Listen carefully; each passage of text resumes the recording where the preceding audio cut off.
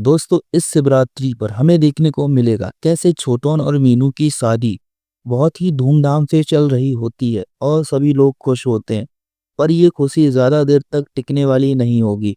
दरअसल दोस्तों अर्शी जो हमेशा से इनसिक्योरिटी का शिकार थी, आज अपनी हद पार कर चुकी थी। जनक बस एक पल के लिए किचन से निकल ही रही थी कि अर्शी उसके सामने से आ जाएगी। उसकी आंखों में एक अजीब सी जलन दिखाई देगी, जैसे कोई जहर धीरे धीरे भर रहा हो। अर्शी तेज आवाज में कहती है, तू समझती क्या है अपने आप को? हर जगह बस अनिरुद्ध के आसपास घूमती है। मेरा पति है वो, समझी?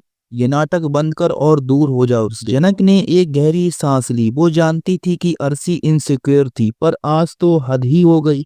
दोस्तों जनक ठंडे लेकिन कड़क लहजे में कहती है, अर्शी मुझे समझने की जरूरत नहीं, तू खुद समझ ले। तेरा इनसिक्योरिटी तुझे खत्म कर देगी।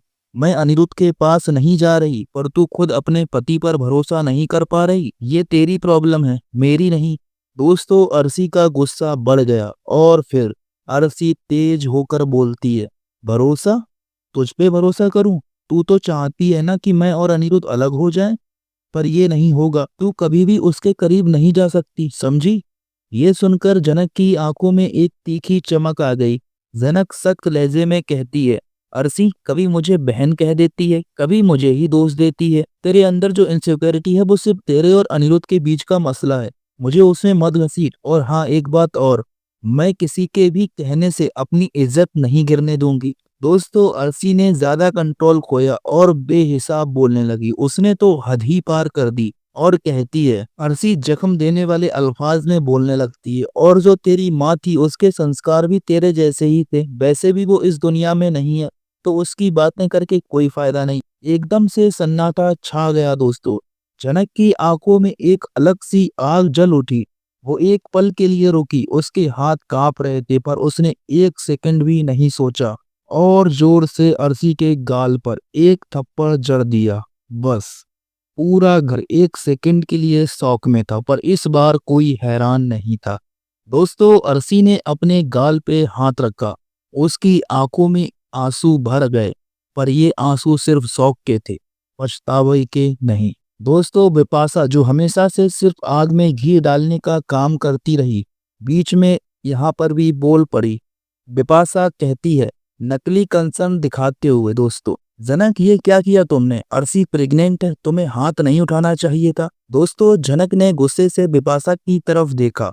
जनक तीखे अल्फाज में कहती है, मैं हाथ नहीं उठाती अगर अर्शी अपनी औकात में रहती, अपनी हद में रहती। लेकिन तुम लोग मुझे ही ब्लेम कर रहे हो। मुझे नहीं दिख रहा कि अर्शी ही दिन रात सिर्फ इनसिक्योरिटी में जी रही है। अनिरुद्ध अब मेरा नहीं हो सकता किसी भी कीमत पर। तो फालतू की इनसिक्योरिटी दिखाना बंद करो और खुश रहो अपने जीवन में। अब वो बाप बनने वाला है। तुम लोगों को इतना दिमाग में फंस नहीं रहा क्या? बिपाशा शौक में आ जाती है और मुंह से बस इतना निकलता है, पर जनक सख्ती से फिर बोलने लगती है, पर कुछ नहीं विपाशा, तुम लोगों से ठीक नहीं हो सकता। इसीलिए मैं भी बस एक बात कह रही हूँ। मैं यहाँ सिर्फ छोटन और मीनू की शादी होने तक हूँ। जैसे ही शादी खत्म होगी मैं चली जाऊंगी। दोस्तों पूरा घर सन्नाटे में आ गया। अनिरुद्ध कुछ कहना चाहता था, पर जैसे ही उसने अपना मुंह खोला, सृष्टि बीच में बोल पड़ी, बहुत ही शांत और सुभाव टोन में, जनक बेटा अगर तू चाहे तो मेरे साथ चल सकती है। जनक थोड़ी देर चुप रही। वो अभी जवाब देने ही वाली थी कि तभी एक और आवाज आई। बिहान तेज और अथॉरिटी वाले लहजे में बोलता है, जनक कहीं नहीं जाएगी, वो मेरे साथ रहेगी, अपने घर जाएगी। उसका भी परिवार, अब मेरी और उसकी शादी होने वाली है, वो अपने पति के साथ ही रहेगी, ये ज्यादा बेहतर है। पूरा घर शौक में था। सृष्टि शौक में, क्या? अर्शी आंखों में नफरत लिए, ये कब हुआ? और बिहान सच में ये चाहता है? और यहाँ अनिरुद्ध तो चुप था क्योंकि उसका कोई हक नहीं है अब बोलने का। दोस्तों आप क्या चाहते हो कि जनक जो है वो बिहान के साथ जाए या फिर अनिरुद्ध के साथ रहे, या तो फिर आदित्य की यहाँ एंट्री हो और जनक को दुल्हन बनाकर अपने साथ ले जाए और ये बॉस परिवार को एक तरफ करके नया शो स्टार्ट हो? आपकी क्या राय है दोस्तों? कमेंट करके हमें जरूर बताएं। मिलते हैं अपने नए वीडियो के साथ, तब तक के लिए धन्यवाद।